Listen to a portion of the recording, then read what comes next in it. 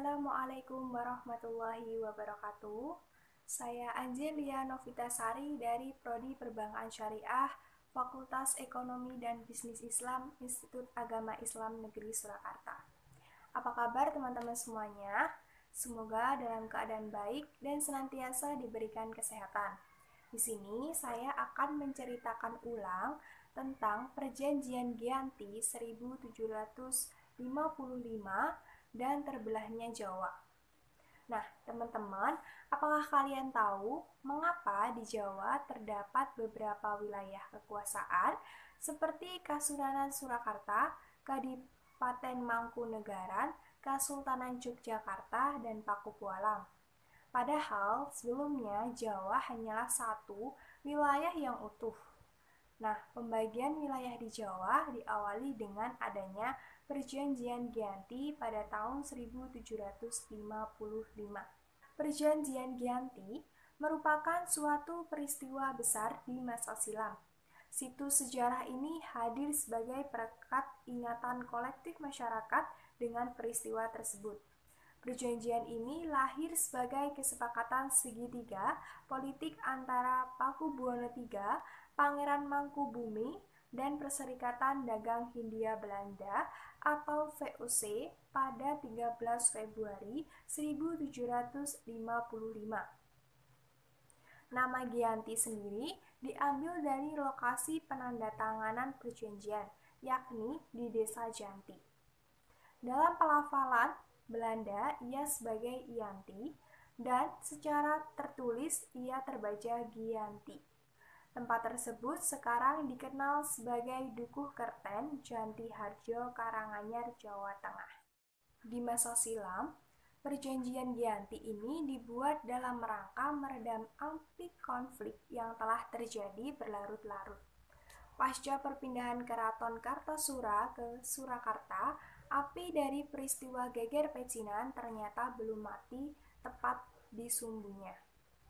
Pada waktu itu, Mangkubumi yang membantu Pakubuwono II dalam meredamkan api konflik mendapatkan hadiah berupa sebidang tanah dari Pakubuwono II. Namun, luas tanah yang diberikan rupanya meninggalkan kecemburuan. Nah, dengan begitu, salah satu pangeran lalu mengeluh ketidakadilan terkait hadiah tersebut kepada Gubernur Jenderal Baron van Imhoff.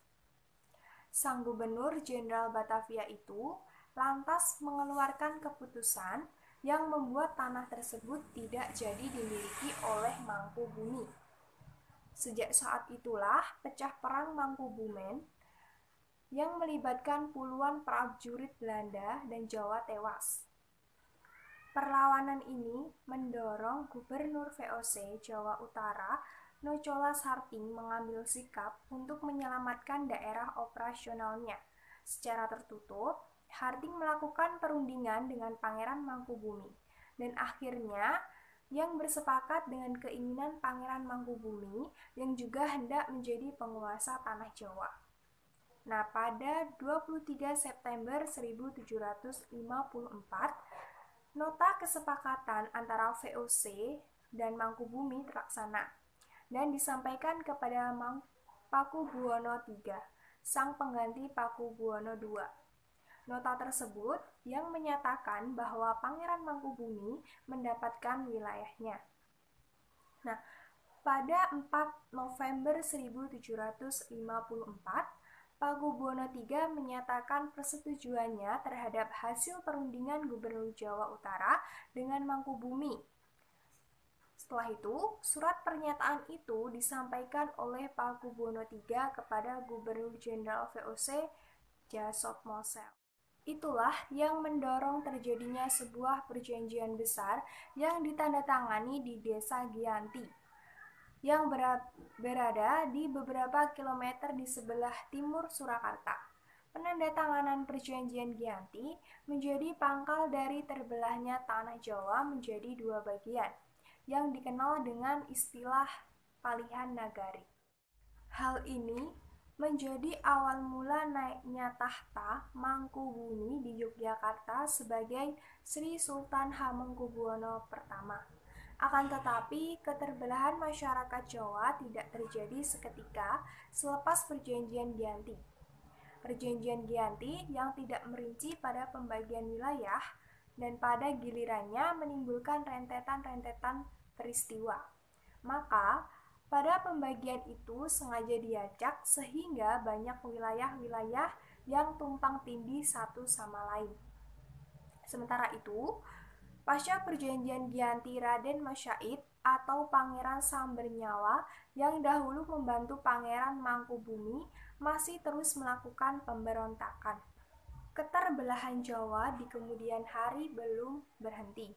Pada 1813, Gubernur Jenderal Thomas Stamford Raffles dari Kerajaan Inggris, Kesultanan Ngayogyakarta, juga terbelah dengan lahirnya Pakualam.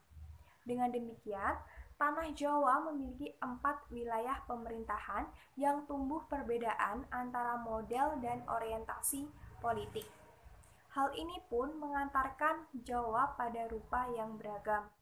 Dinamika politik yang digerakkan oleh revolusi pada masa pertengahan 1940 membuat masing-masing mengalami nasib berbeda. Di masa Republik Indonesia, Kasunanan Surakarta dan Kadipaten Mangkunegaran menjadi situs cagar budaya. Sementara wilayah Yogyakarta yang di dalamnya juga terdapat Pakualam menjadi daerah istimewa.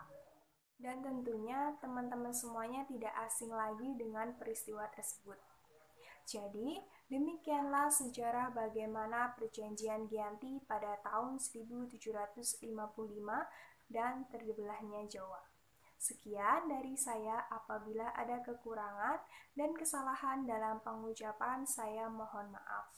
Wassalamualaikum warahmatullahi wabarakatuh.